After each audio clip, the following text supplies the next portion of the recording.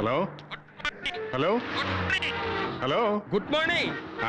ഞാൻ എയർപോർട്ടിലോട്ട് കാർ അയച്ചിരുന്നു, ലേറ്റ് ആയി പോയി. ആര്, ഞാനോ? അല്ല, കാറ്. അത് പുതിയ സംഭവമൊന്നും അല്ലല്ലോ. അല്ലല്ലോ. എങ്കിൽ ഫോൺ വെച്ചിട്ട് പോടോ മനുഷ്യനെ.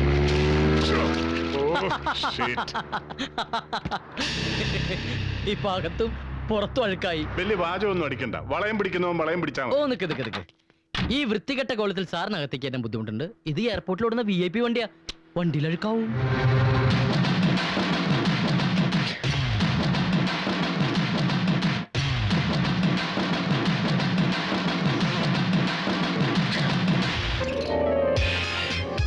വണ്ടി ഇടറാ, നിർത്ത്. നീ ആ കടയിൽ ചെന്ന് എനിക്കൊരു പാൻസ് ഷർട്ട് വാങ്ങിക്കോ. അയ്യോ, എന്റെ ജോലി വണ്ടി ഓടിക്കാന്നുള്ളത് മാത്രമാണ്. ആ കടയിൽ പോയി എനിക്ക് പാൻസ് ഷർട്ടും വാങ്ങിക്കാൻ നിനക്ക് എന്ത് കൂലി വേണം? ഒരു 200 എടുത്തോ. ആ, പിന്നെ ഷർട്ട് 44, പാൻസ് 38. 38 പാന്റും 44 ഷർട്ടുവാ ഈ പൈസക്കാ? ഓ, സൈസിന്റെ കാര്യം പറഞ്ഞ അടമായി.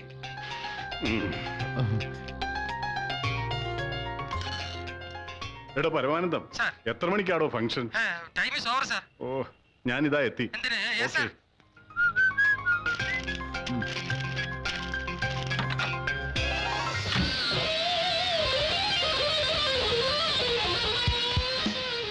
ഇതെന്താടോ ഇത്?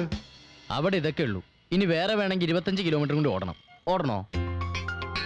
അല്ല, ഞാൻ ഒരു കാര്യം ചോദിച്ചോട്ടെ. നീ പാകിസ്ഥാൻകാരനാണോ? അല്ല, ഒരു ഇന്ത്യക്കാരനോടുള്ള പെരുമാറ്റം കണ്ട് ചോദിച്ചതാ.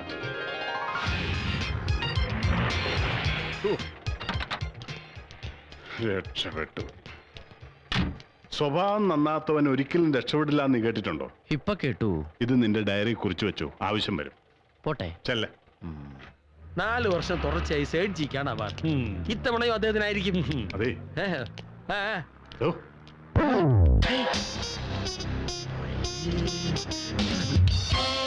സാർ, ഇത് MTVയുടെ പ്രോഗ്രാം അല്ല, അവാർഡ് ഫംഗ്ഷൻ ആണ്. സാർ എന്താ ഈ അവിഞ്ഞ വേഷത്തില്? അതൊക്കെ പറയാം, തനിങ്ങി വന്നേ. വാ, ഞാൻ സാറിനെ കൊണ്ട് സ്റ്റേജിൽ എത്തട്ടെ. എന്തിനാ എന്നെ ബാത്റൂമിൽ കൊണ്ടുവന്ന്? അത് കേറ്. വേണ്ട സാർ. ആണക്കേടായി സാർ. വാ. പരമാനന്ദം, തനിക്ക് ഈ ഡ്രസ് നന്നായി ചേരുന്നുണ്ട് കേട്ടോ. സാർ ഇട്ടപ്പോഴും അങ്ങനെ തന്നെ ആയിരുന്നു, ഞാൻ പറഞ്ഞില്ലെന്നേ. അടുത്തതായി ഈ വർഷത്തെ the best businessman of Kerala award പ്രഖ്യാപനമാണ്.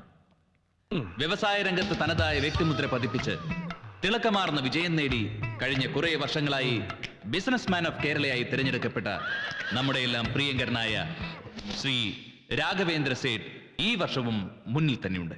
എങ്കിലും ചുരുങ്ങിയ കാലയളവിൽ ബിസിനസ് രംഗത്ത് പുതിയ തന്ത്രങ്ങൾ മെനഞ്ഞെടുത്ത് വൻ നേട്ടങ്ങൾ കൈവരിച്ച് പുത്തൻ ഉണർവായി മാറിയിരിക്കുകയാണ് മിസ്റ്റർ രമേഷ് പ്രസാദ്.